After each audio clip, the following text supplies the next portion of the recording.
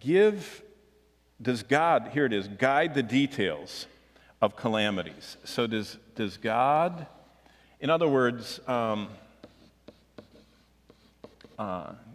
hurricanes, tornadoes, earthquakes, disasters, does God guide the details? I thought that was a very interesting question. I'm not sure if that's exactly the words of disasters. And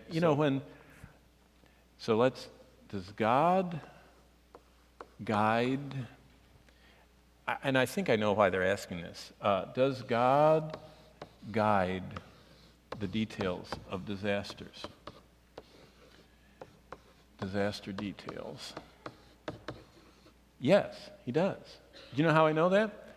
When this person asked me that in the hallway, I immediately thought of Matthew 10:29. You ought to turn there.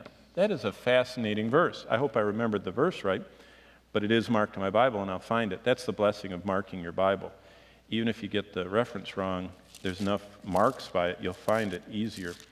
But, yeah, this is Jesus talking about problems like people, verse 28, that can kill your body. But verse 29 says something huge that all of us need to consider. Jesus said in verse 29, "Are not 2 sparrows sold for a copper coin? And not one of them," so we're talking about sparrows here, "not one of them falls to the ground." Now that's interesting. That's kind of like, a kid shooting with a BB gun and one falls to the ground. And God says, "I am so great that every time a sparrow gets in a thunderstorm and dies and falls to the ground, or some kid shoots it with his BB gun, or just of natural causes wears out and dies, I know every time they hit the ground." That's nice. And did you know that is the Greek word pipto, I think, is the word that's behind that. Pipto can mean fall. In fact, it does, probably most often. But do you know what another use of this word is? I like this one even better. This word also can mean hops. Have you ever watched birds? Have you ever watched how my oldest son was filming a project and had this very special camera that slows everything down so that, you can see a bullet hit something and you watch it come apart. It slows it down thousands and thousands of frames per second. And so he was while we were together over Christmas, he went down and just took his camera and took some pictures of stuff we see all the time. And he was replaying them for us. And he was showing us the shorebirds. And I noticed, watching that, how they don't walk like it looks like they walk. There's a little spring in their step, and they're hopping beautifully. And when it slowed down, and I thought immediately of when this person asked me about, does God guide disasters? Our God is so great, he not only knows every time a sparrow dies and hits the ground, he knows every hop that they take down every sidewalk and street and park and rooftop and shore. And it says, it doesn't just say he knows it. It says, "Are not 2 sparrows," Jesus is talking, "sold for a copper coin? And not one of them falls or hops to the ground apart from your Father's will." Whoa. That means that he has to grant, allow, enable, make it possible for them to fall, which is seldom, or hop, which is constantly. Every sparrow and everything else is assumed here. So, number one, does God guide disaster in the great sense of our sovereign God? Absolutely. Nothing happens apart from him. But within the disaster, how does he operate? And this is what's fascinating. Look at Ezekiel. This is the second thing I thought of when Sheila asked me that. Ezekiel 9. Now, this is fascinating, and I don't want to get you all worked up on it, but this is why I love to read the Bible, because one of the times reading through the Bible, Ezekiel is sometimes a little tedious to read. And so I decided that, I do all kinds of stuff. I read it backward. I'd start in 48 and read to 1, just trying, or I'll listen to it and follow along or something. But when I got to chapter 9, a few reads back, I thought, what is going on here? I've never paid close enough attention. So let me just show you. This is a disaster. Ezekiel 9 is describing the Babylonians in one of their, I'm not sure if it exactly specifies, but they destroyed Jerusalem 3 times. First in 605, and they took Daniel. Second in 597, they took Ezekiel. So Daniel went off in this carry-off. Ezekiel went off in this one.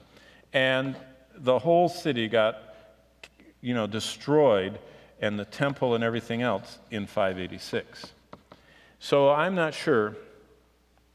I haven't studied enough. I just thought of it just now. I'm not sure which time this is, but I do know this is talking about the Babylonians, which the Bible describes them as fierce, and they come riding in, and they're like bronze. They're so strong, and they can shoot their arrows. In fact, if you ever go to Jerusalem, there's actually a place in Jerusalem you can go to.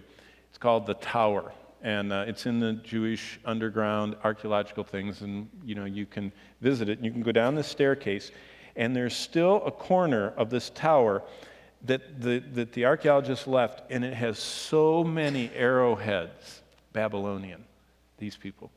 I mean, they had so many arrows, I don't see how anybody survived in Jerusalem. And so that's what Ezekiel 9 is about. Now watch what happens. This is just absolutely fascinating to me. Then he called out in my hearing with a loud voice and said, "Let those who have charge of the city draw near, each one with a deadly weapon in his hand." I mean, I read that 50 times, and I thought, yeah, it's just probably some soldier guys, what's new?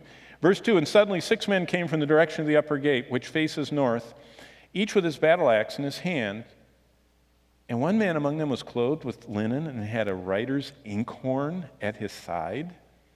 And they went in and stood beside the bronze altar."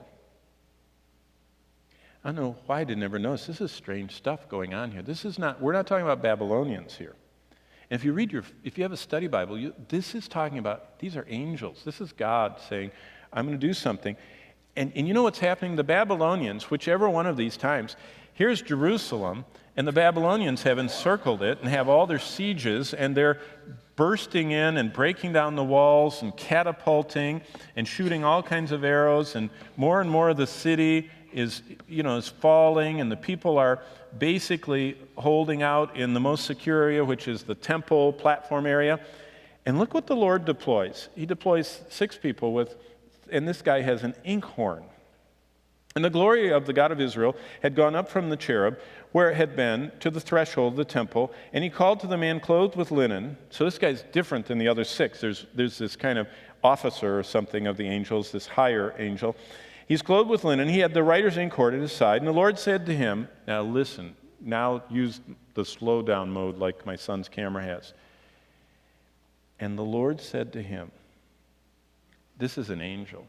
I would say universally commentators say this is an angel, and God sent him. And go through the midst of the city. Here's Jerusalem. It's burning here. Arrows are falling here. Battering rams are hitting here. People over here are starving to death. These don't have water. There are people laying in the streets. They can't even bury them fast enough. They're dying from the siege and everything.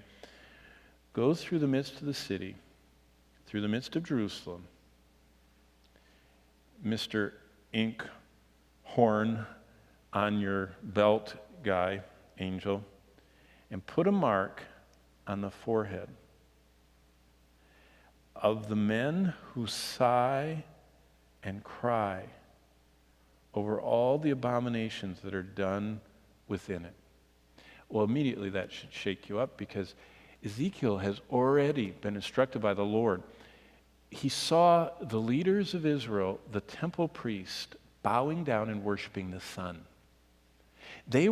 We covered that back when we were talking about Roman Catholicism and where Lent came from, and all of that is part of paganism that emanates from the Tower of Babel and Nimrod's wife, Semiramis, and her son that died. I mean, all of that paganism, the Jews had embraced.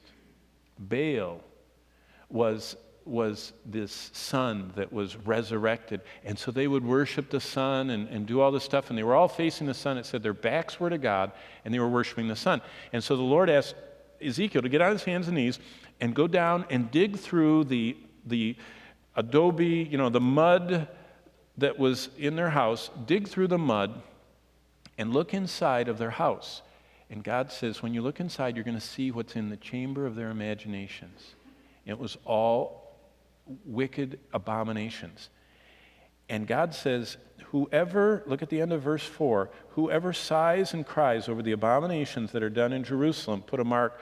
So as Jerusalem's falling apart, Ezekiel 9 tells us, yes, God is guiding. You know what he's doing? He's marking all the elect, all of the remnant, all the ones that believe in him. And when the Babylonians came through and shot and chopped up people, they didn't kill the ones that God marked. They couldn't see the mark. This is a spiritual protection, kind of like the 144,000 you're going to see in Revelation have the same thing. And tell the others, say, in my hearing, go after him through the city and kill, and do not let your eyes spare. Utterly slay young and old. But these who are marked survive. So, real quickly, does God guide disasters? Absolutely. The God who knows every time a sparrow hops or falls, the God who is absolutely sovereign ruler over all, because he not only is omnipotent, he is also omnipresent, which means everywhere present. Psalm 139 and many other places say that. And all-knowing. He knows the end from the beginning. There is no new knowledge to God, and never has been. There's nothing that has ever been a new idea or something he just discovered. He knows everything perfectly from the beginning to the end. That's what omniscience is. But what he shows us is he's guiding the hops of the most worthless animals, in human standards, and when it's part of his plan. And I could show you many other places where this is, but did you know my friend John MacArthur likes this concept of Ezekiel 9 because you know what he tells people when he flies on airplanes? In fact, it's time to go, so why don't we all stand up, and I'll tell you this as we stand up.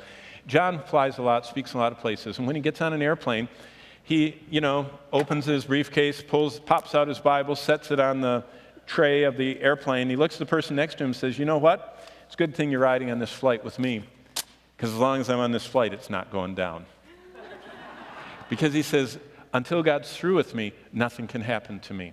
And Acts 27 says that, because God says, I'm letting all 276 people on the ship not die because you're on it, Paul. And it's the same thing as here. God preserves us when it's a part of his plan. We are invulnerable until our appointment comes with God. Kind of exciting. You can go through life knowing that the God who watches every sparrow hop is going to guide the details of all the disasters.